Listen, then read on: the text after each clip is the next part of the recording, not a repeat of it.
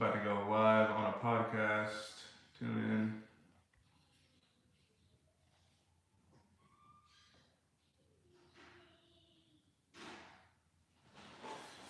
We're about to do a podcast with some guys that have a commercial, but they pretty much work with people that have entrepreneurship, spirits. People that want to get into the business world. They bring people on, and they invited me to come on and do a little podcast with them. So tune in on this. We're going to talk about different things to do with the commercial service industry. Hey, what's up, Secret Garden? Janitorial. We're about to do a podcast with these guys that actually do everything to do with the business world. They pretty much will bring people on that have businesses, and they're gonna that they want to ask you questions about the industry. These guys want to hear about the commercial interior industry and how that's been able to help me grow many different businesses and continuously grow our business over here in Dallas. But now that we're offering this statewide, we've been partnering with a lot of people, and people want to hear about what we're doing because we've been getting a lot of results for people because we're really big on that. Let's take a look.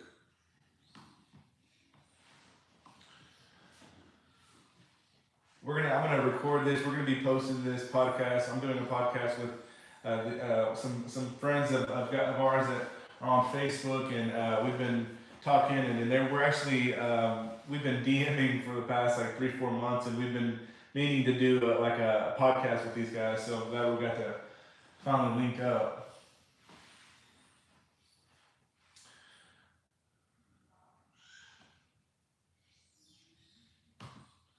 So about to do a pretty cool podcast. We're going to talk about commercial cleaning, commercial services, and like commercial maintenance, the things that we do in our business, and how we've been able to create a model that pretty much is easy to scale, and you're not going to have a full-time job. And it's not something that we're trying to prove. I mean, we've been doing it with a lot of people, and we already have a lot of businesses that we've been helping grow their business already. So can't wait to help some more people, man. Looking forward to it. Let's see. Join studio. Yeah, we'll post about this podcast. We're gonna post about it for sure because it's gonna have some a lot of information. These guys do a lot of different things as well that you guys can take an effect with your business.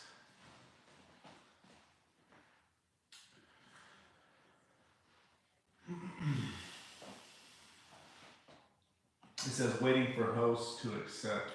Yeah, while I'm waiting on these guys, let me know if you have any questions when it comes to the commercial service industry. We'd be glad to help you guys. We have our business over here in Dallas. We've actually been partnering with people statewide. So if you're interested in getting to a new type of business, I honestly suggest you should do something that has to do with reoccurring. So definitely look into that. And hopefully my Wi-Fi is good today, man. It's been horrible lately. Okay, it says they cannot hear me. Let's see, Mike. Well, something always going on.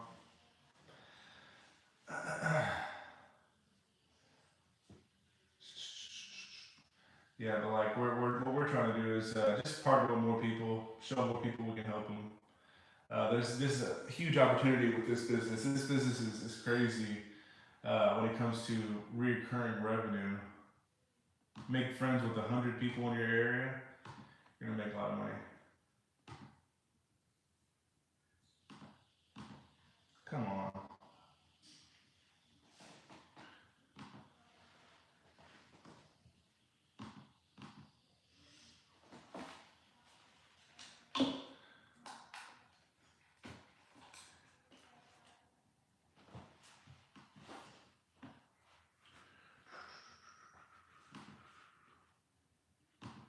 Let's turn that off.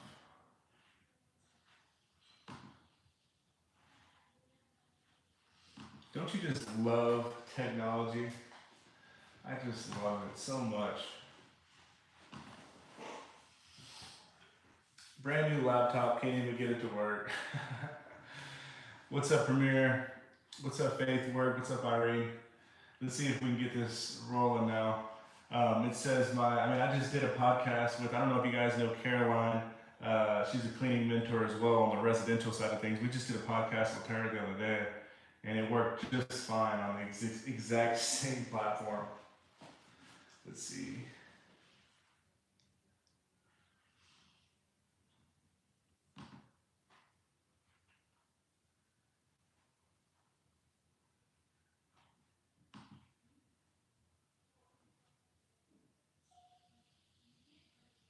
Let's go. I think it's gonna work now.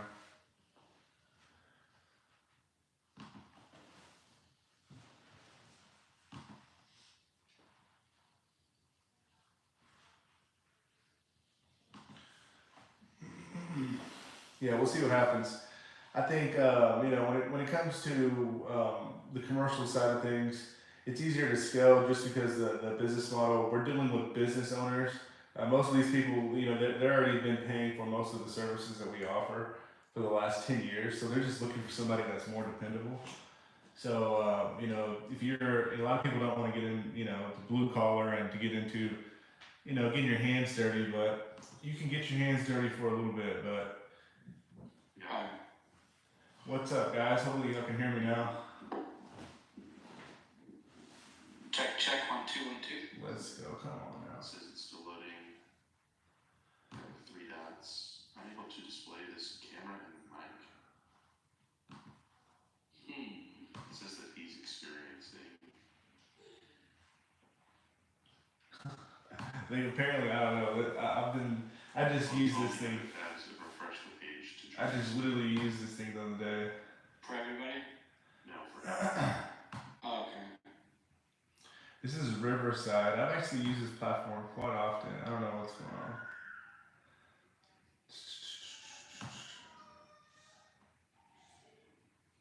Microphone. Alright, microphone's on.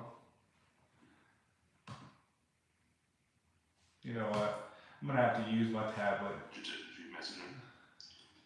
No.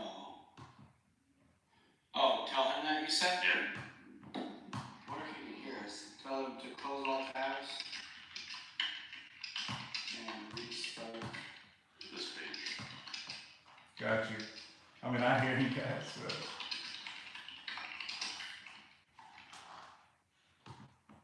I might have to use my tablet, guys. I need to get, I should have stayed at the office for this, but this was pretty last minute. I got notification of this, like, literally, an hour ago, but I like to fit as much things as I can in my day. Like, if I have time for it, I'll go ahead and get it out the way. Hopefully this works now.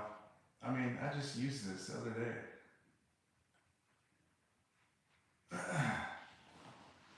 Alright, come on.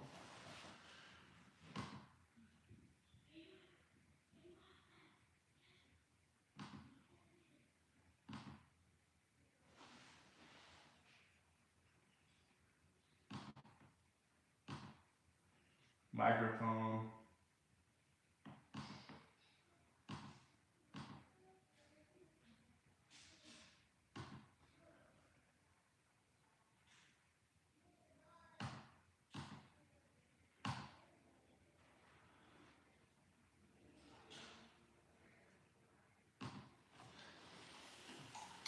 Hey, can you guys hear me? Might be no wins. Third time's a charm, right? Third time's a charm. Can you guys hear me now? Hey! There you go. There we go. Yeah, big money, no whammies. What's up, guys? What's happening? So where are you How guys we based doing, out Mr. of? Daniel? Pretty good, man. Pretty good. Where are you guys based out of? Matt, you go first. I'm based out of Charlotte. Sorry, I'm sitting up with my iPad as well while I'm doing this. Based out of Charlotte, so Nice. about 3 hours west of Adam. I'm down in Charleston, South Carolina. Nice, nice. Yeah, guys, thanks for having me on here. It's cool. Slinging Saw Studio. Yeah. How long have you guys been doing this? February last year. Oh, cool. Yes. Yeah, you will be episode 63. Nice. Matt, February of the year before. 2 No, years. I started in 2022. No, but the podcast, because when we went to the huge, we already had the podcast. I'm saying last February, not this past one, the previous one. Oh, you're right. Just kidding. I'm not thinking. I'm not thinking. 2023, My bad. You're right. Okay. February 2023. Yeah. Okay. Cool. Yes, sir. So yeah, we got this started. Matt and I met in a like-minded, networking group, and we just kind of Facebook group, and we were just kind of like, you know what? There's not really a podcast out there that's actually like just interviewing other successful people and saying, how did you get there? Like, what did you do? Not like always giving away all the secrets, but in like, how I started, I knocked on doors just like everybody else, Exactly. Because I think that's the things that a lot of these younger guys don't get is like, oh no, I can just throw up a Facebook ad and spend $5,000 and work will come to me. Yeah, But that's true. we all know how that works. Yeah, for sure, absolutely. And a lot of people want to just hear that it's possible, and that'll kind of motivate them to take action a little bit. Yeah. And the other thing we kind of stumbled on that was kind of like the driving factor behind it was every time we would find some information, somebody selling something. Yeah. It wasn't just, it was like there's always ulterior motives. So it wasn't somebody just saying like, hey, this is how I do it. It's, hey, if you have this problem, I have this solution, and it's going to be $1,400 a month. Yeah. And we're going to have one-on-one. Yeah. So we don't sell a course. We don't do anything like that, but we're hoping to maybe like just kind of do some affiliate products for stuff in our industry, like pressure washing guns, things like that. Oh, that's cool. Just to have a resource for younger guys that are just getting started to go check out, Yeah, that's awesome. Yeah, So, that's sick. yeah, man. So the way the podcast works, just so you know, is as we are talking, it is individually recording your audio and your video. So if it does lag a little bit, it's okay. It's picking it all up. It'll put it all back together for us.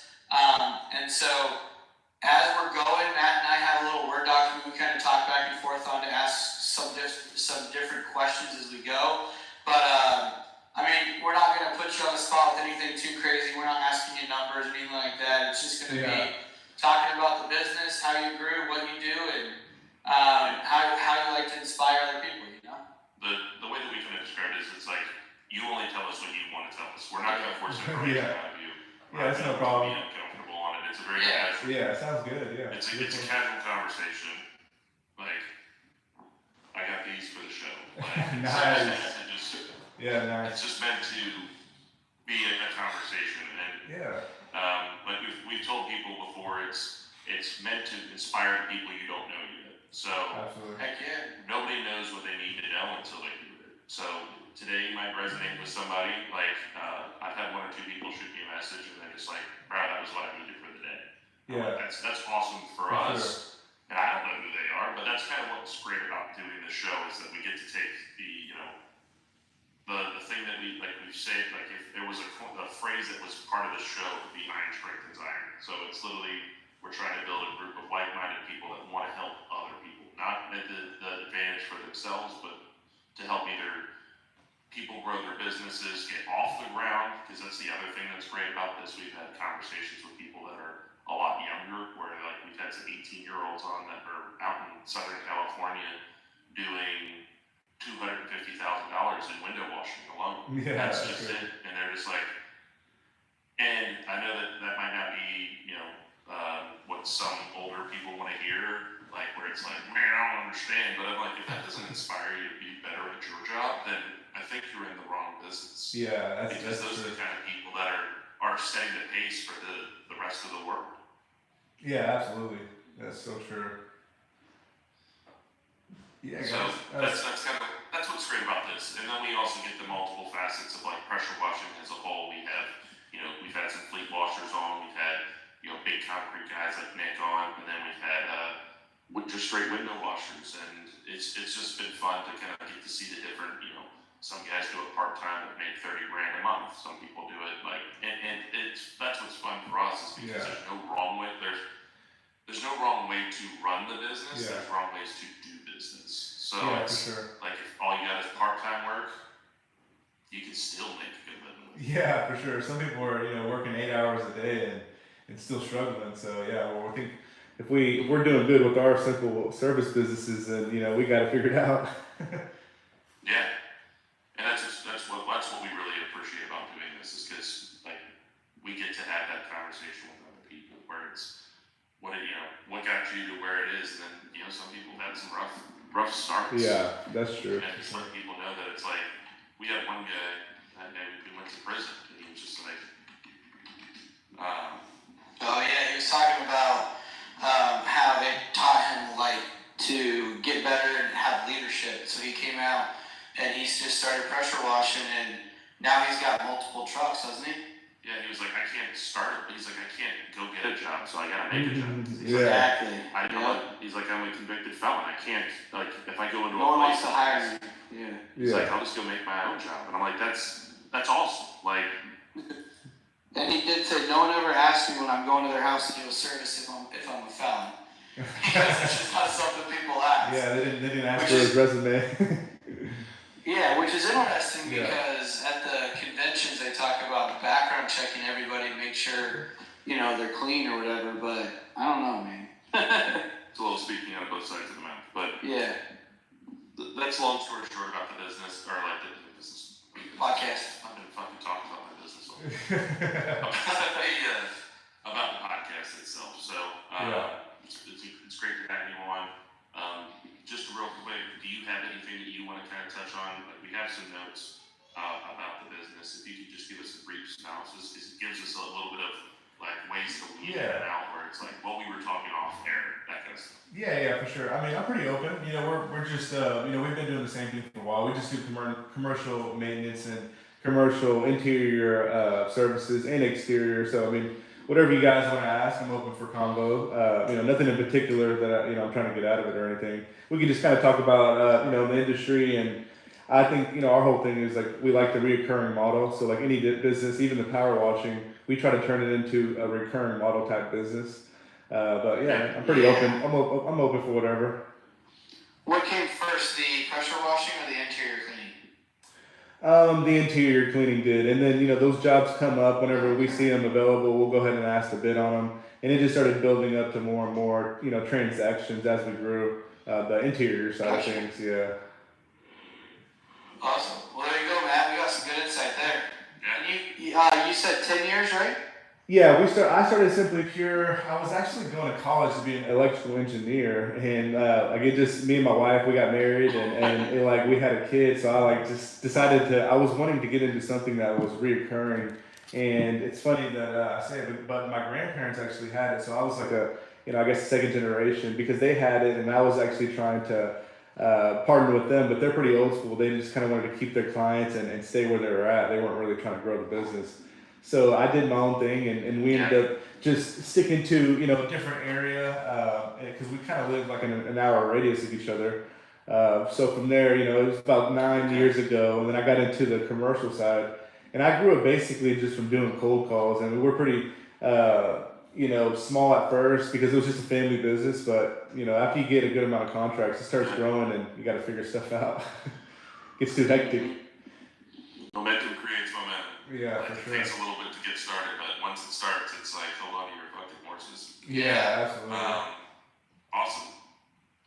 I know one thing that I do want to talk about is because it's something that I've heard many times just recently that people aren't doing, which is just call. Get on the phone, speak this beat, like cold call, because we're about to enter the off season.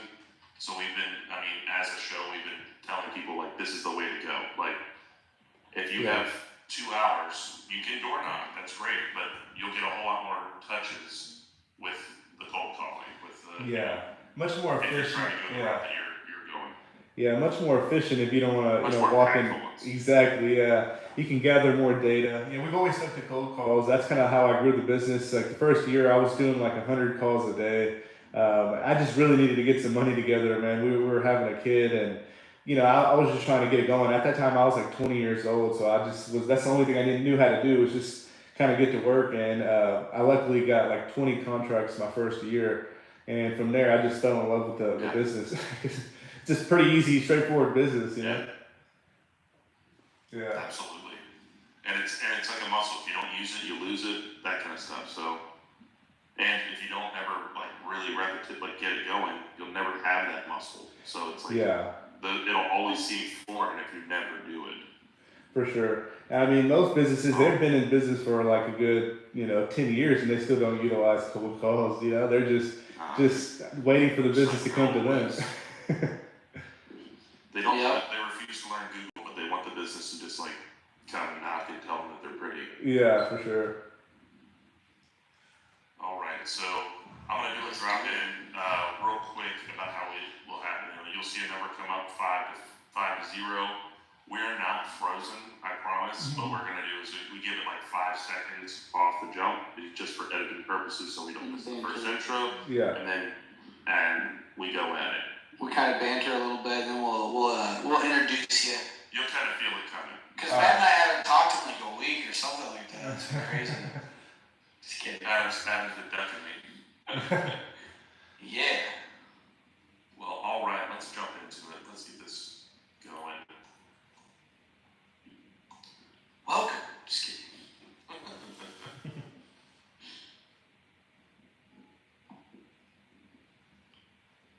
What's up, Sling and Sauce Podcast? I am one of your hosts, Matthew Wenrick, and I'm here with my esteemed co-host, best friend, mentor, Adam Phillips. That's What this is guy. going on? What's up, man? How you doing, man? Doing well. How's it down there? And how was the hurricane aftermath? Oh my God, it was nothing here, but downtown flooded pretty bad. Like 4 feet of water, I think.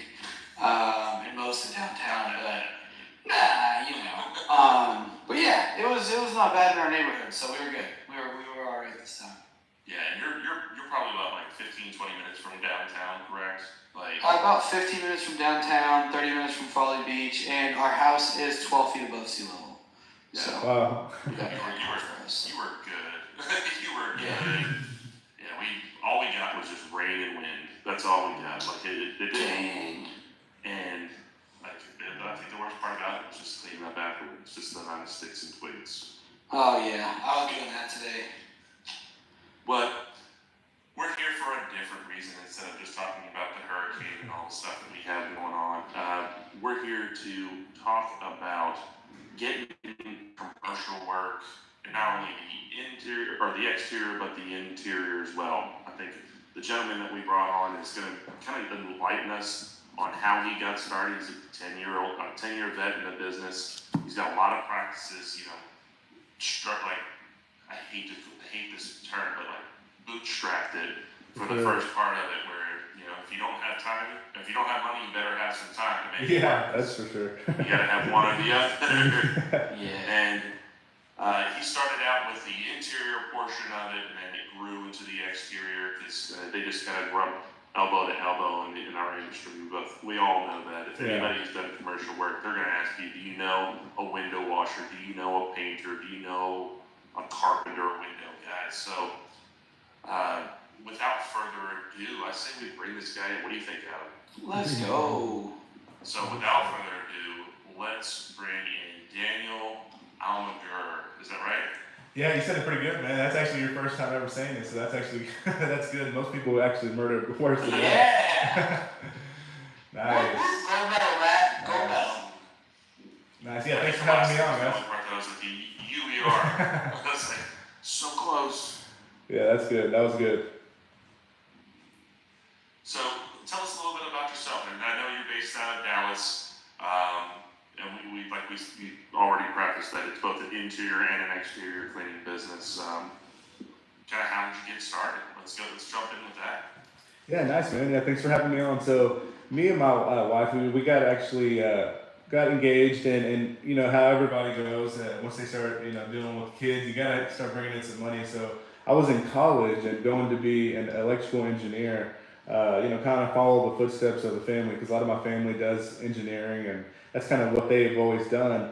For me, I've always been interested in business, so I got into the commercial side of things early on, just because I got engaged, needed some money for our family and stuff. So fortunately, I ran into this commercial industry, and I'm glad I did, man. It's been an awesome journey. 9 years in, and we started with interior, and like you said, we just kind of capitalized on all the other opportunities out there, especially when it comes to like just dealing with these business owners that are looking for someone that they want to work with, and they're not just looking for a lot of different people that are really taking it serious.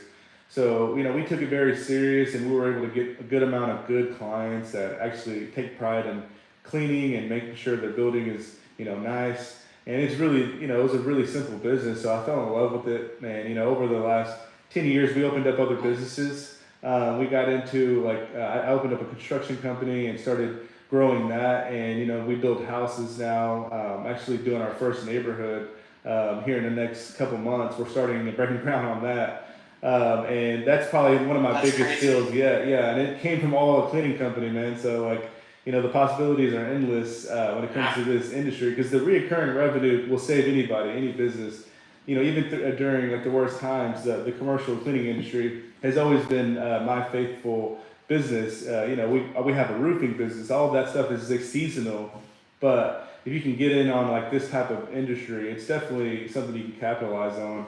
So, from there, we've just been opening more businesses and just kept growing our, our network of people. And, we actually like to partner up with businesses and stuff like that all around the world. So it's been a great business, and, I can't complain at all. I love that you guys are bringing this stuff out, more of the cleaning and also the commercial blue collar industry that a lot of people don't want to, talk about. This business isn't really popular. Matt and I, the riches are in the niches. The riches are in the niches. Exactly, It's yeah. one of my favorite big TikTok channels is this guy that is a septic cleaner.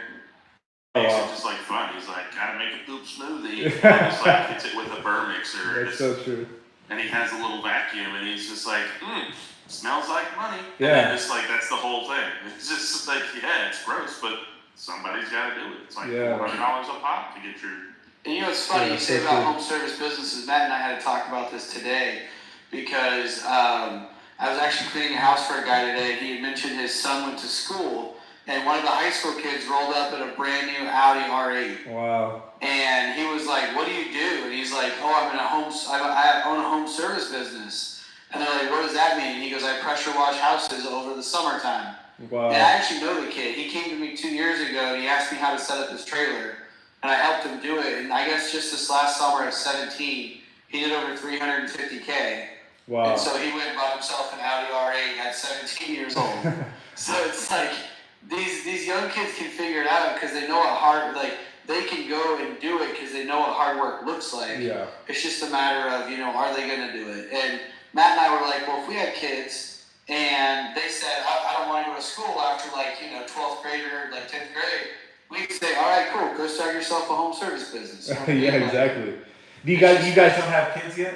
And it's No. not yet. No. Nice. Wife and I are trying. That's cool. But I think the big thing that with these home service based businesses, especially to kind of dive into the interior one, because I was looking at getting into janitorial eventually. Because I think it's what's great about it is it's a pure labor model. It's Yeah. not, you don't have a huge expense for getting your products up and off the ground. I mean, you have a couple of cleaning solutions you can buy in bulk, and Exactly. you have your odds and ends. But apart from that, it's just hiring people. Yeah. It's Very just simple, going right? in. Yeah. And what we do is I've always, once I started when I got to the 20 accounts, whenever it was first year, I quickly realized, man, this is going to be impossible to do on my own. There's just no way I can keep, me and my wife were cleaning 7 buildings a week. And it's it was just insane. And, wow. we were hiring things out, and it's every day, we were cleaning, more and more locations. And it just came to a point where we can't even, there's just no way we can even hire people to do this. I can't go hire 100 employees. So we just eventually just realized that I just wanted to just partner up with people and kind of obviously you do the subcontracting model, but there's people that we've run across where they actually have a really good business and there's no reason for us to even come in the middle of what they got going on because they have an amazing team. So we have crews that are doing really good as far as the cleaning, and we'll partner with them and help them get their own contracts and stuff. As long as they're doing jobs with us, we'll help them get stuff, especially if we're not willing to take on like a certain job because it's a little smaller. We'll throw that to them, and it's just being able to grow it that way, man. Just helping these guys out. Yeah, if you, yeah, it's that iron strengthens iron. Like Yeah. if you start, anybody who listens to the podcast, you're gonna hear us say it over and again. It's competition happens at the bottom, collaboration Correct. happens at the top. Yeah, absolutely. If you're fighting for scraps, then you're just a vulture. That's not what Yeah. you should be when you're building a business. You gotta have the mentality that you're gonna need help. You're gonna need somebody to either guide you or be a guider. Like, Yeah. whether it's something that you can contribute financially, like by helping them get these contracts. I'm not saying you gave them money, but or just wisdom. Yeah, I mean, most of the people that But we're wanting to work started- with, they need the opportunity. So, like, if you could just help them a little bit, they'll probably do a better job with you at recruiting. Most of these people have a lot of family, friends, so like they can just start getting everybody lined up once you help them set it up. Yeah. And the power, like, I think, Adam, you can kind of touch on this because you do a little bit more than I do, but the power of collaboration. Oh, is yeah. You have two sets of eyes. So, like, if you go and you bid on a contract, if you're friends with the top 4 people that are bidding on this contract, Yeah. you're not going to sit there and chop each other off at the knees because you realize it doesn't matter what your presentation is. Most of the time, it's just like whatever their gut feels like. It's like they've Yeah, gone absolutely. with Yeah. the middle guy, they've gone with the low guy, they've gone with the high guy. It doesn't matter. Yeah. There's just something appealing about that one particular business. And Adam's really good about this with other pressure washers in his area about all of them bidding certain commercial jobs because they know that they have There's a couple of us, there's a couple of us that we know that we're going to get the commercial calls, and so when we get them, we call each other, we're like, hey, did you get that? Hey, did you get that? Hey, did you get that? Yeah. And then we kind of all work on it together and bid it, and then if one of us wins it, we all go and work on it together. Like, this year, it awarded us like 12 complexes just because of that. Oh yeah, and you have to use it. There's not enough teamwork to go around, so that's good that you guys are doing that, man. That's sick. Oh, yeah. And you bid them separately too. Because Yeah. I know that a lot of these companies need at least 3 bids before they can go on one. Mm. And if you have 3 of your buddies all bid on it, and they just bid Yeah. on they're like, I like the high price, I like the medium price, and I like the low price. It's just if they go with the middle, you're just like, all right, all 3 of us go help. Like you still get the money that you're looking for. It's just, and am I right on that one, Adam? Yeah, oh, for sure. And I mean, the years ago, like you said, like with the middle bid, and that's why we all kind of talk about, hey, go ahead and raise yours a little bit, raise mine a little bit, raise yours a little bit, just to make sure that, we're going to be able to win it and work together, and we all kind of walk away. Yeah, Nice for little sure. championship. Better opportunity to win it. Yeah, for sure. Yeah. And segueing into this, because I wrote it down so I could follow up. You said you had a roofing, a construction, a janitorial, and a pressure washing business in a decade. Yeah, well, the Simply Pure, the cleaning business, what it started with, it was actually called Simply Pure Cleaning Service the first 2 years. And then I transitioned to an S Corp, and we changed it to Simply Pure. And I run all the maintenance and cleaning under that umbrella. And as far as like my construction business, like we'll run pretty much everything out of one business as well. Like Batman Construction Group is what it's called. And we do custom homes through that. We do, land acquisition, and we also do like just roofing jobs. And it's kind of like we have different branches for each of them, and each of them are involved with the same type of industry. But yeah, we've opened a lot of good businesses, and just because of the cleaning industry, man, it really was the guidance and the money being able to have that recurring revenue is really the only reason. It wasn't because like, oh, I just decided like, hey, I'm going to open up a roofing business. It was really because we actually had a lot of resources and people that, husbands were like, I do roofing. I mean, do you guys have any kind of jobs for that? Because you obviously have a lot of, commercial jobs. So it really came to us whenever we had a guy like just say, hey, we do roofing. We're needing help with jobs. So I saw this guy just blowing up. I mean, he had a lot of people and everything. So we just, decided to open up more and more businesses and partner with more people. kind of like how you're saying with the power washing. We just, found a good niche that was doing well, and just kind of opened up a business and helped those people grow that industry. And still, we made a percentage in the process for most of those things. Of course. Yeah. That's awesome. Kind of a similar model to like how Power is, where it's like you'll go get the work and you find some people that are able to do it. It's not a full sub model because they're gonna put their own bids together and all that other stuff. You're just like, here's an opportunity, let's go kill it. Yeah. That's awesome. Yeah, that's a good way to put it. Yeah, most people, they just need the opportunity and need to put together a price. And pricing is the biggest problem for most people. They just don't know what to price the jobs out, so that kind of stops them from getting into a certain industry. Yeah. So with the interior, when you were starting out, you said you wanted to get into reoccurring. What kind of made you drive that in? Because we're going to be honest about it. If you were going to start a maid service, you're probably going to get a little bit more of your ROI. Like it's a little bit more cash in hand. I think this is a great example for like maid services to residential as janitorial is to commercial pressure washing, where it's the drive for show, putt for dough kind of thing. Yeah, for sure. Yeah, you might be able to go get you might be able to really get some huge houses and make some good money here and there, but with the commercial work, it's like it's reoccurring too. It's reoccurring all this Yeah. stuff. So what made you want your business towards that versus the more like maid service style, like I keep saying maid service, but like residential interior cleaning instead? For sure. I think what kind of pivoted me, man, is I've seen a lot of, like, I have family members that are lawyers, family members that are, engineers, and friends and family that are doing well with their industry and stuff. But I watched my grandparents, honestly, and I kind of saw their life, and they lived a much easier life in my young eyes as I was younger. So that always caught my attention, seeing them have a commercial cleaning business and living life, doing the things that they want to do, taking their kids to school. That they had a life. Most of these people that I'm seeing, especially lawyers and other people I'm coming in contact with, doctors, nurses, they're really working a lot. I just was really interested in building that business that I can actually learn about other things instead of just spend my whole time focused on one task. So the reoccurring model kind of just struck me pretty early on. Just seeing their life, they had a really easy, the good life. They had a nice house.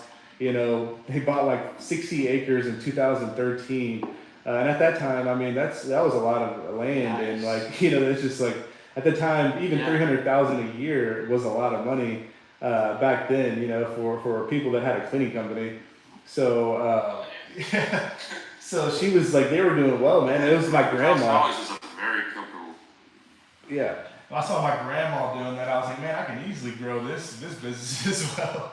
Let me try this out. And then I got lucky, man. I felt like I got some good clients early on, and I fell in love with it. I got a couple city contracts, and those were really well. And then I got like just some easy contracts. We do like a conference center was my first commercial contract, and it was like a 3-time-a-week service, and I was able to make like $1,500 a month from it. From every single month, and we're still partnered with them to this day, and we work with pretty much the whole city now because it's like a conference center to the city. So I was just like, man, the opportunity here is crazy. If I can get like 100 of these, I'm making $1,500 a month from each one, and those are easy to get hired out because most people want to make a good $2,000 a month. This was a pretty big conference center. It took about 4 or 5 hours to clean, and we were able to pay them a good amount. A family of 2 to go over there and clean it 3-4 hours out of the day, and from there we just kept just repeating that over and over and over again. Over here in Dallas, man, there's just so many commercial new businesses coming up, so it's just like the market is just endless right now. There's more than enough work to go around. The only thing that's holding you back is your own vision. Yeah, absolutely, for sure. Yeah, anything you think in your mind, that's really what's gonna show, in your entire life. Whatever you're thinking in your mind, that's what's gonna show in your future. And that's something I've always heard, like whatever you think, that's really what's gonna come to life. So I try not to think anything negative. I'm right there on that with you. The adage that I think is like a statement we've heard over and over again is like you get the love you think you deserve. So if you think that you only deserve these small little contracts and all this other stuff, that's your commitment level too. Yeah. Where it's like, I'm gonna take what comes to me. Like that's like the love that you're trying to get back into your life. But if you're like, I'm gonna go out there and I'm gonna love this industry, and and it will come back tenfold because it comes through more authentic in your presentations. It does all that other stuff. They're more excited to work with you. Yeah. And like you said, like you had that client from almost 9 years ago. Mm-hmm. Yeah. Yeah, it's a good business, man. I mean, we're still like that business. We started cleaning. It was a city, and we got into the conference center, and then you can just start working your way up, being that person like you just mentioned, being enthusiastic, coming in with a good attitude. A lot of people in this industry are kind of given up, have kind of given up. They don't really care. So when we go in there and showing that we care, it's just an easy sell. Yeah, and it's the amount of times that it's just like all you gotta do is pick up the phone. Oh, absolutely. Like that's the level of commitment that it takes now to win some of these bids. Yeah. I've won a bunch of roof jobs where it's like, hey, you were the only one that picked up. Yeah. We don't have to. I don't have to like really sit here and banter back and forth. I don't need to explain my processes. I don't have to cut a deal. It's just all right. I picked up the phone. Yeah, man. We've called hundreds and thousands of cleaning companies over the past 10 years, and I can't tell you how many people don't answer their phone, but they got a registered business on Google. They don't even pick up the phone or call back or text back. So yeah, there's a lot of people out there that, people say the business is saturated, but I mean, definitely there's a lot of opportunity. It just, to me, it seems like that means it's a good opportunity to get in because, I mean, there's not that many people actually winning in this industry. So, everybody that is, you kind of know who they are already. You run into them all the time. I wholeheartedly agree on that. So when you're transitioning, so when you started winning up the commercial work, you're starting to grind it out, you're getting your momentum with the interior cleaning. When do you make that transition and to say, you know what, we're gonna dive in and we're gonna get the exterior as well? I mean, really, honestly, I hate to say it, but we got a really good job, and it's kind of just struck my eyes. Like there was people that we knew in the city that were not really knowing how to grow their business, and they just weren't really wanting to even spend money on marketing. Like we would help them and try to partner up with them and say, hey, look, we can give you, because we also help people with the sales side of things too. A lot of these guys, they don't even want to pay for that. They just want to be given contracts. So I was like, all right, whatever. We'll just start putting our name on this, and we'll actually start winning the jobs. Since y'all don't want to win the jobs, we'll just win them all and subcontract the work out. So we actually started partnering up with really good people, and I met a lot of really good friends from doing this as well. Like I have so many good friends that do like power washing, window cleaning now, carpet cleaning.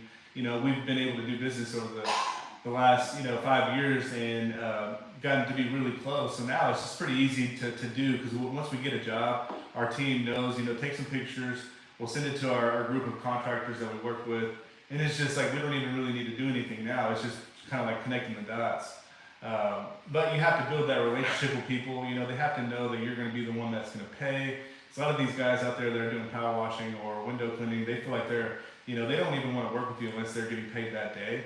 So it's hard to get around that sometimes. So we've been able to create good relationships with our people that understand, like, hey, we're going to get a lot of jobs, but some of these commercial people, they don't pay right away. It's going to take like 30 days to get paid.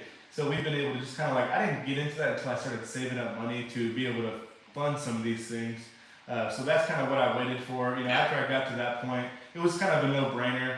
I didn't want to do it at first just because, you have to pay these guys most of the time pretty soon. They don't want to wait like, we do 30, 60 days to get paid. Yeah.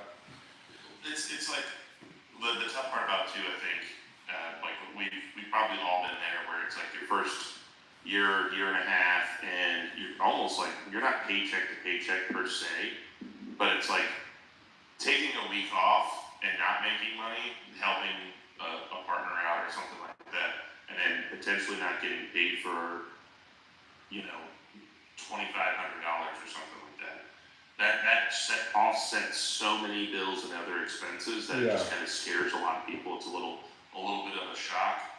But that's where having people like us, where it's, you can have some creative problem solving, where it's like, maybe when we sign the contract, you should chat with your bank, see if you can get a small line of credit to help you kind of pass through this, Yeah. where you don't feel that burden per se.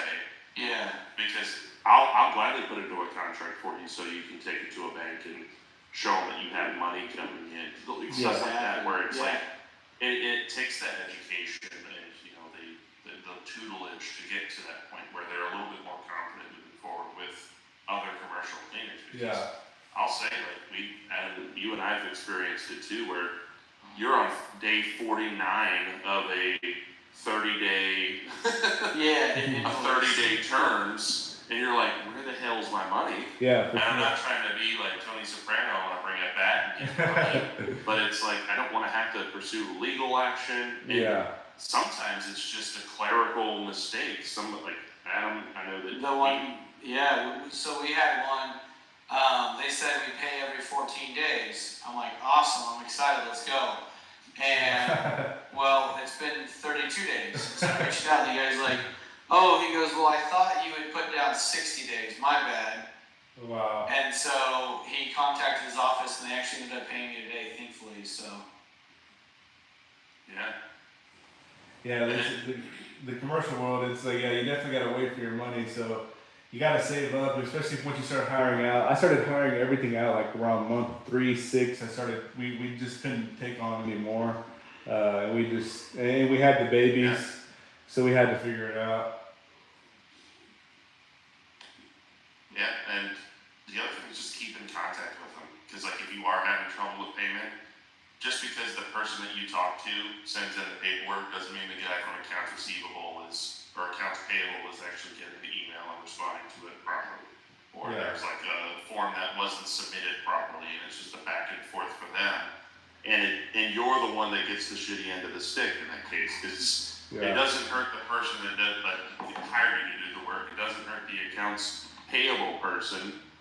It only hurts yourself. So it's like, just remind them sometimes, like, hey, it's, we're a little further out. Like, I was just checking in. Do you have any other work? And could you let me know the status of this job? You don't have to be a dick about it. Just Absolutely. Yeah, that's a good way to put it. That's a good way to put it for sure. Yeah. Nice. And I've had those moments. Yeah, man. Thank goodness I've never had any issues with our commercial clients. We've never had really any issues. I think the only issue I've ever had was with post construction. Like, we've done a couple of jobs with that, like contractors and stuff, where they just don't ever pay. So we stopped. That's why we really stay away from post construction unless it's like a local business that's doing the demo and stuff. Like, a lot of these outside contractors, they'll get local companies and they'll do that, then they'll just never pay for the job and they'll keep that money. And we learned about that pretty early on, because we're getting a lot of construction jobs and we're just like, let's just hold off on those. Let's keep winning the recurring contracts for now and then focus on that maybe when they come on our plate. Yeah. There's a lot of good money to be made in post construction, but For like sure. you said, it's sometimes chasing them down to get paid is hard. Yeah. So I got a question for you, Daniel. I know you invited me on Facebook one night to, I think a live or a seminar, something you're doing for, is it called Commercial Service Blueprint? Is that the group that you guys have? Yeah. We actually, it's called Commercial Service Blueprint. I think on Facebook we have the group as Commercial Cleaning Blueprint. We did both of those names because people were getting us mixed up, because we also work with a lot of power washers and stuff like that. And we also work with like landscaping companies and different people that are B2B. So we wanted to create two different names for that side of things. But yeah, that live Zoom call was just basically, we have a lot of partners and we all get on a partnership call and we all talk about the industries and what's working and what's not, and what type of deals and packages that we're offering clients that we're coming into, because we like to consolidate a lot of these business owners' loans, and we'll try to figure out what we can do to give them the quality services that they're looking for at the price that they need. And we'll bring up the fact that we have a big network of different partners that we're already offering, other pest control, like different one-off services that most people are already paying for, and we'll try to bring their total price down to consolidate that and close the deal with more than just cleaning. So we talk about that a lot too. Most people that are in the commercial industry, they want to get into those things. They just don't know how to price those jobs. So we'll go over a lot of pricing questions. Honestly, is what it's really about. Okay. What about I've been in the process of I have a VA that's currently finding me a bunch of information about a couple different types of industries I'm trying to attack right now, and do you think it's still the best practices for a new person listening who wants to get into cleaning, let's say apartment complexes or let's say commercial buildings? Is it still the best practice to contact the property manager or the maintenance supervisor for that property if it's on the sign or something like that? What's kind of without I mean, share as much as you want to share. But what's kind of the best way to go about doing that? Yeah, for sure. I mean, definitely for those type of jobs, like property managers would be the people to reach out to. Basically just and asking them who's in charge is the best way to do it. Because sometimes it's somebody that's random and sometimes it's the owner. There's just so many different people that manage the maintenance these days. So I've never. It's kind of sporadic, honestly.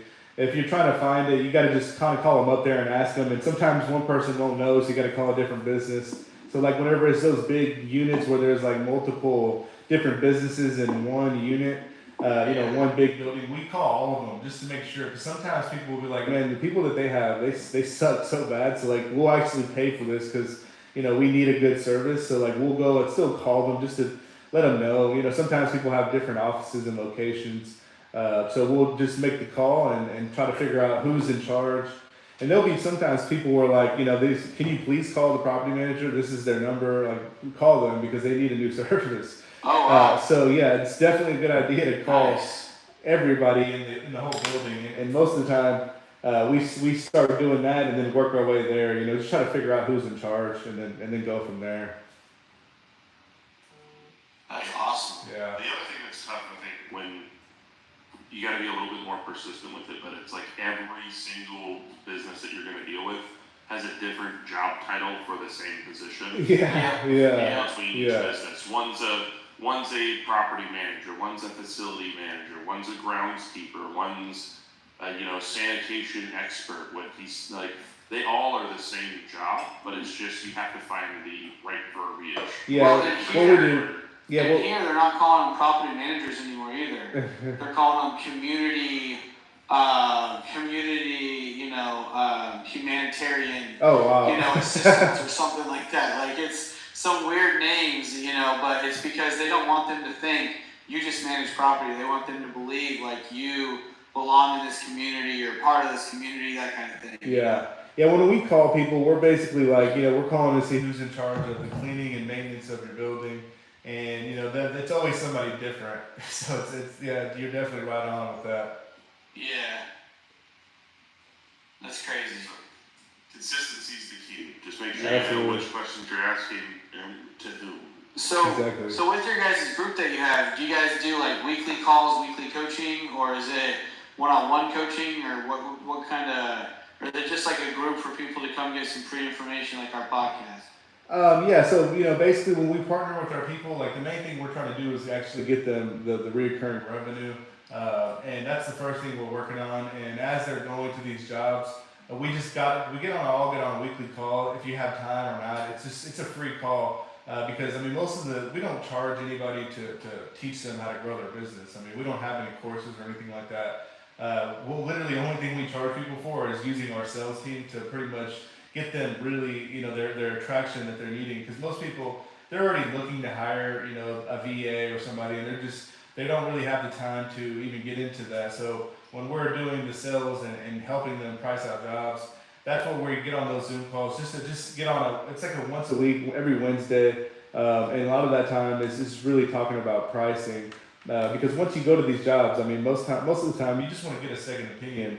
So we're really big on giving people that second opinion on pricing, just so they can make sure they have a better chance on closing these deals that we're sending them into. Yeah. Yeah. Okay. It is it's very overwhelming when you start getting into like the larger commercial work where you're like, well, I'm gonna go clean a 1,700 square foot house and it's gonna take me X amount of hours, and you're like, well, I can charge this much and still make the money, and then somebody's like, well, this is a 64,000 square foot, 4-story, 5-story building. How much is that gonna cost me? And then you can't just take your number of 1,700 and times it by 50 and think that that's your number that you're gonna come up with, because they're just gonna laugh at you. Yeah, then a lot of the times, I mean, number is an issue, but then it's also all this other verbiage in the contract that most people don't, even understand, and like bonds and insurance and all that stuff. Like it's just for all these requirements that some of these people, like we're helping this lady get into a high rise right now, and she's kind of new to the industry, and she's about to win it. And if she wins it, it's just like triple her business and won a client. So like she's like that. It's definitely hard. Amazing. There's no way, even I would be able to price that out by myself. Like, I would be getting multiple different opinions on stuff like that, just so we can have a better chance on closing the deal. So that's what mainly those calls are for. It's just like those specifics on pricing. What should I not be saying? Why am I getting ghosted? What should I be doing better at these walkthroughs and meetings? Basically, what that's all about. Yeah, it's like when I was there was a training course that I did, and it was talking about like the app, like if you're gonna start applying for commercial work, and they have like bids and all these other things that they're talking about. When you build your presentation, look at some of the questions that they're asking you. Like one of them might be, "Are you a terrorist?" And yeah, you're not gonna say you're a terrorist. Like you're just gonna be like, "Yeah, I'm not." But if you don't put in your bid, like, "I am not a terrorist," sometimes, like, because of AI now, it like goes through and it has these questions that it's looking for the answers for, and it's going to look for the people that are the most thorough. And if you're for sure. If you're doing a cleaning business, they're going to look for people who are thorough. Yeah, absolutely. Yeah, a lot of the bids that we put in on, like they look for the quality of the proposal, how accurate the numbers are. Like if you get $1 off, they're gonna count you that you're obviously got your numbers right, and you got to add all this different stuff like financials. Like we're pricing out some city contracts, and they're asking for financials and different types of stuff on our end to show that we can even manage this type of contract. So all that different stuff, it's a headache, but once you do it once, it's really easy to do. So once you get it done with one time, you can kind of like know what to do next. Everybody has different requirements, but they're all pretty much the same stuff. Yeah. Well, and what's funny, man, is I started looking into more like of the government side of stuff, and they dive deep too. Making sure you're covered on all your ACEs and stuff like that, and it can get tedious, especially like I just got a commercial job and they sent me a 38-page contract, and I'm like, wait a minute, I thought I was the one who was supposed to send you the contract. Yeah, that's funny. That's funny. Yeah. You thought it was, but no, sir. They locked you into a contract. Yeah. Right? So, I guess one of the last questions I got for you is, how big's your company? How many employees you guys got? You guys got multiple trucks, one truck doing like 9 figures. What's that look like for you? So like our cleaning company, we basically just have a lot of subcontractors. We don't have employees. We subcontract everything. Right. Yeah, so I think we have over 100 subs. So we have a massive amount of clients in our area. We always stick around in the 300 range, but for the most part, we all have been trying to not try to go out too much, because once you start going out too much, it's just harder to manage. So we're trying to just basically offer more services to the clients that we already have, so we can get to like 2,000, 3,000 actions a month, and just kind of build that revenue through the clients and good relationships that we have now. But we're still growing our business. It's just realistically, once you start doing, when you're getting 100, 200 range of clients, it's just so many that come up every single day. There's just really no easy way out of it. Like unless you just try to hire a ton of managers. Like I have a family business, so like we're not trying to like go too crazy on like giving ourselves another full-time job.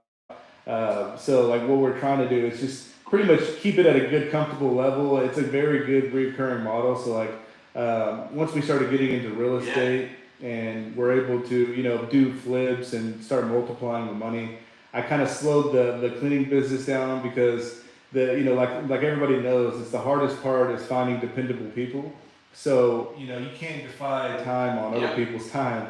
Like we can defy time and get all the contracts we want, but we really need everybody else on the same time as us. And that's hard. I mean, once you get to, having to, we interview, 20, 30 people a week trying to onboard more people. And it's just like, we just stopped doing that. At one point we were interviewing so many people, everybody was, and it was just like, it was a massive headache, running everywhere. So I really like this new model that we've been doing over the last 11 months where we're just pretty much partnering up with other people, in other states, and we're not trying to put our name on the contract or anything like that. So it's been an easier model for us because we have a massive sales team, and, it's been easy for us to win the contracts, but when you're putting your name on other people's work, and you have to manage it properly because it's your name on the line. And we don't want to ruin our name by going too crazy, just trying to get every contract in the world. So we kind of dialed it down a little bit, but we opened up these good businesses. Like my wife owns a medical spa that she started growing, and we've just been busy doing other things. So like the business is going really well, but like as of now, we've kind of just started trying to just partner up with offering more services for the people that we're working with. So other than that, though, man, I love the industry. The cleaning business was, like I said, my first business. So, I definitely think if anybody out there is trying to open up a side business to definitely get into, the cleaning industry or, like pretty much the service industry period, offering some kind of like manual labor service. I know plumbers that are making a ridiculous amount of money.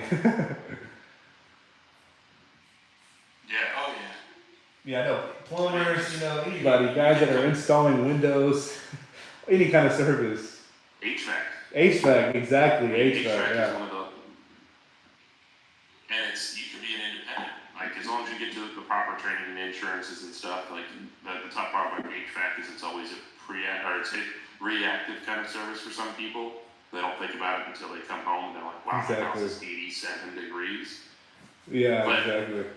And it might be Friday at 6 o'clock, and you're going to meet your boys at 8 o'clock, and it's like, well, I can go make, $2,000 real quick and handle the situation, or I can just, go have some drinks.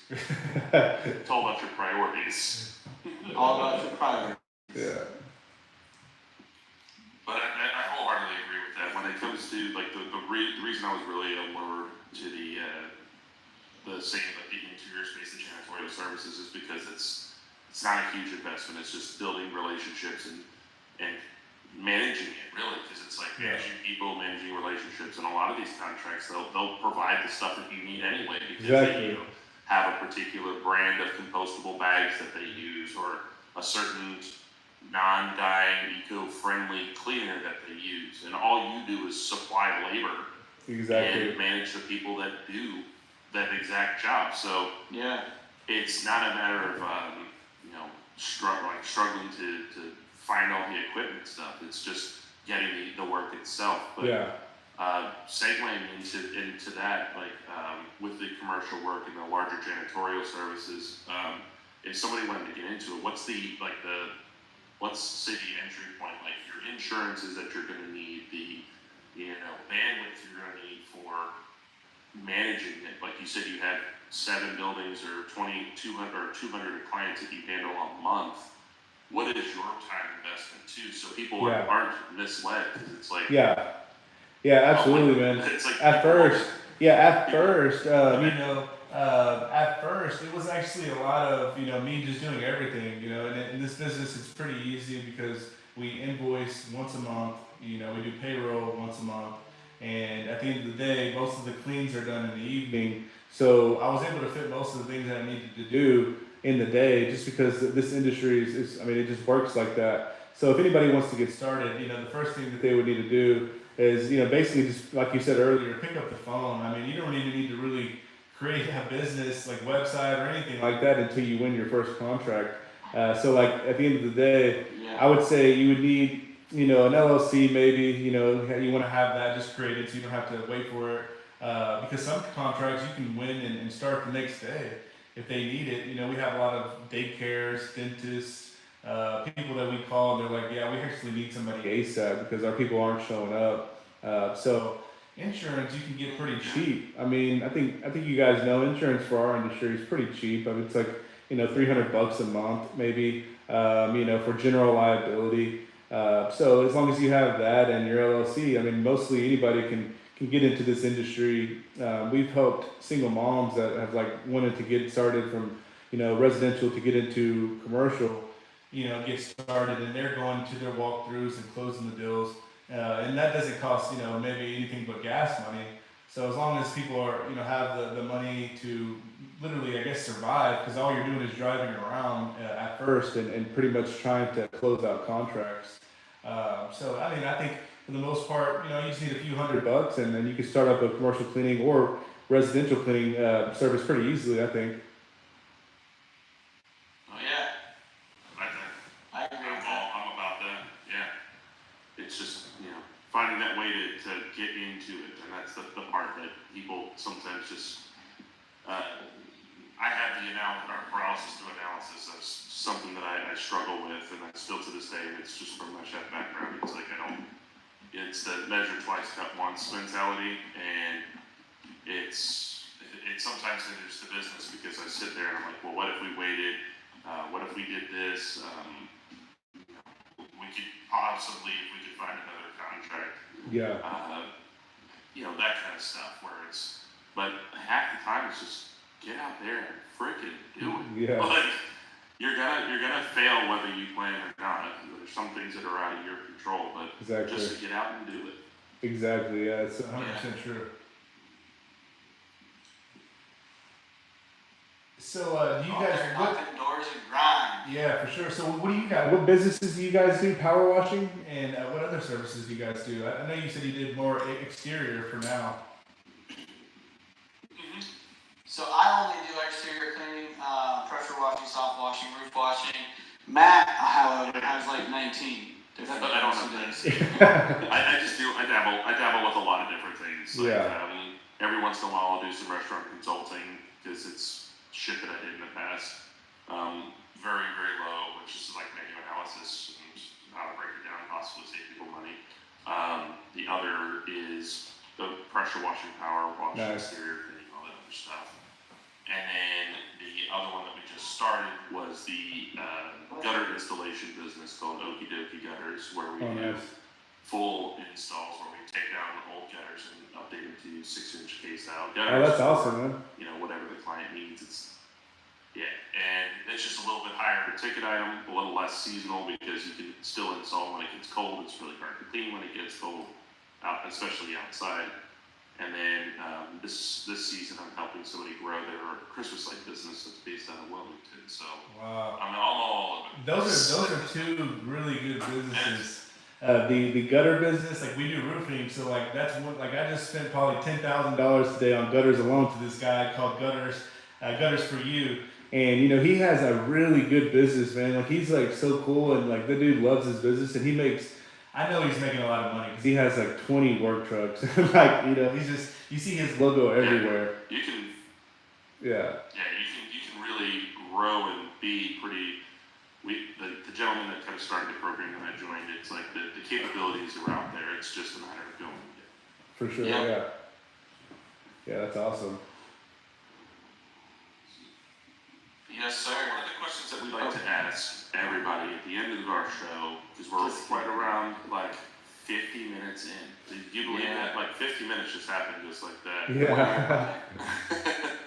But one of our favorite questions to ask is, do you have a favorite quote, mantra, or anything that you kind of just use to propel yourself through the day or to inspire your team and staff? What's something that you like to hold near and dear to you? I think for us, it's just taking the next step. Most people want to just like kind of wait for that next step and put time in between it. So we always just say, let's not put time in between our next step, because if you keep doing that over and over again, one, I'm just saying one time that you put off something that you're supposed to do, that all adds up to hours and hours of your day. So if you start just taking that initiative and being really intentional on doing the things that you got to do, like, we for the most part, we all try to just stay positive and just kind of keep that mentality of just take the next step and from there you're gonna know if you did the right thing or not. It's better than just not knowing, completely whether or not you've made the right choice. Because if you just don't make a choice, it's gonna take you forever to finally reach that level you're trying to get. So that's kind of what helped me early on, man. It's just kind of like taking the next step, not really worrying so much about all the different things that are gonna stop you and all the different things that kind of like hang people up. We just want to go ahead and go to the next step, learn as we're growing. So we're really big on just learning and growing, because we don't know everything, but we do know how to, get ourselves indoors. So if we can do that, and actually still be intentional with that, we've always been really big, since we do like all cold calls. Like, it's a very rough business to do if you're basing your business off of cold calls and that's your revenue. It's pretty much sales, or you're not, you can't be on the team. So like people that are working with us, like they know they have to keep a positive mentality, or they're not going to last very long in the entrepreneurship world and with our business, because we have to hit our numbers, and a lot of our people are depending on us to hit our numbers, hit our quota. So we're really big on just taking that next step, not putting any time between the last person, the last no that we got. We're just going to keep moving forward, and never pretty much stop. We work till we work all day, 24/7, every single day. Most of everybody on our team. Oh, for sure. Yeah. Well, awesome. I think that's a good adage for people to kind of think about too, is that you don't know who's relying on you. So just making sure that you hit your numbers. And the last thing that I'm going to kind of talk about, and I know we're going to hop off here, but I think I want your opinion on it, because we've talked about it in previous episodes and stuff. And the cold calling is a game of numbers. Like, if you should, like, you're going to call 10 people and you're going to get 2 voicemails, 5 or 6 no pickups, and then 1 person actually answers the phone. Yeah, for sure. Cold call is definitely numbers game. Absolutely. So when you start doing the cold calling, just know that it's like, if you expect to just make, like, you come with a list of 25 people and you're like, these are the people I'm going to call today. It's like, you're going to have to make that 4 times that size at least. And you're going to do it in 2 hours. You're going to have to, you're going to file through those 25 people in a half an hour, because they're not going to pick up, or you're going to leave a voicemail. All that. Yeah, I had a VA that said they could do 100 an hour. That's how quick they think that, or like they said that they can cold call people. That's fast. That's a lot. So, but they are also using auto dialers. Yeah, auto dialers. Yeah, you can definitely do that with auto dialers. All right. Oh, for sure. Well, hey, Daniel, we'd like to thank you so much for coming on here tonight. Thank you for joining us on the Slinging Sauce podcast. Also, thank you to all of our awesome listeners for staying with us. We are almost at our 1-year mark, and we are well over 10,000 plus listens. So thank you guys for everyone who's downloading, subscribing, liking, and following. And if you yourself would like to be on the Slinging Sauce podcast, please shoot us an email at slingingsaucepodcast@gmail.com. We'd love to get back to you, get you on the show. Again, thank you so much for our awesome guest, Daniel, for jumping on here with the Commercial Service Blueprint. With that being said, peace. Yeah, guys, thanks for having me. Peace. Hey, man, thank you so much for jumping on. Yeah, no problem. Quick question for you, being down in Texas. Do you guys, are you guys a part of Check Sammy or no? Check Sammy. No, I've never heard of that. Look them up. They're based out of Texas, right, Matt? I don't know. Like they call. I think they are. They call me to do the most random shit. They called today, Matt, and they want me to clean a dumpster pad for $1,200. Yeah, do it. It's 2 miles from my house. That's Check Sammy. You said Check Sammy. Yeah, check Sammy, SAMMY. They're out of Addison, yeah. It says they're out of Addison, It's a Texas. Yeah, so what they do is you sign up and you're basically a contractor for them. Mhm. That's essentially like you were saying how you hire out contractors. They are literally just a lead base for contractors, but like they'll call me and say, hey, we have this job, it pays $900, do you want it? And if it's, within reason, I'll say yes, but some of the jobs they've done, like for Matt and I, are like, hey, we have a house that needs washed, it's $400, but it's 6 hours away. And I'm like, you're stupid. Like, That's But funny. then you'll get that occasional 2 miles away, $1,500 or $1,200 dumpster pads. yeah, like I just had a dumpster pad, literally just like they just want right around the dumpster done for $1,200, and I was like, are you serious? That's awesome. So then you don't even have to pay for that. They just take 300. out of their profit out of that. You I don't guess. pay for it? Yeah, so Yep. what they do is they get paid, I think, service percentage of the job or something like that, for connecting the person with a quality person. Because like for Matt and I, we had to go through like a background check and submit all of our information to make sure that we're like a legitimate business that's like not just going to go rob people's houses. You know what I mean? Yeah, for sure. Yeah, that's sick. So, but thank you so much, man, for jumping on, and we'll stay in touch. Sounds good, guys. Yeah, we'll definitely stay in touch. If you could, just real quick, What do you say, man? if you could just leave your computer up, Dan. It says that you got about 9 or 10 minutes left to upload. Okay. Just leave this tab open and it'll continue to upload in the background. Like you can still be on your computer, do a bunch of stuff. You don't need to actually Yeah. worry about that. Just it helps us speed it along. Okay. Yeah, no problem. I'll leave it open. Much appreciated. All And right. this should go live on Monday, so Oh, sweet. just keep an eye out for it. Do you have a logo that you would be able to send us Yeah. at that website? Whichever one you want to do, Yeah, I'll send you guys a logo. either the Please. Simply Pure or the commercial service business, commercial cleaning blueprint. Yeah. I've done it before where if you want to dual brand them, I'll just put them side by side in Canva, and then that'll be the thumbnail for the episode. Or if you just want to promote the Simply Pure, then that's the other side of it. Perfect. All right. That sounds good. I appreciate it. All right, thank you, sir. All right, guys. Have a good one. Thanks. All right, bye.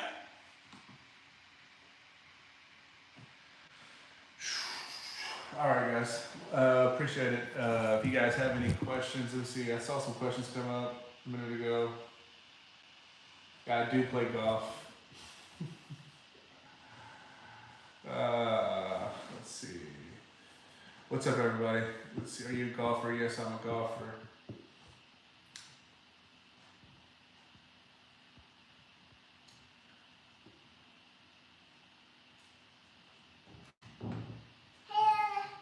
What's up, baby? Yeah, I'm working from home today, so I got all. What, baby? Just say hi to everybody. This is the pros from working from home. If you have any questions on the commercial service industry, let us know. We'll be glad to help. Peace. Say peace. Peace. Peace.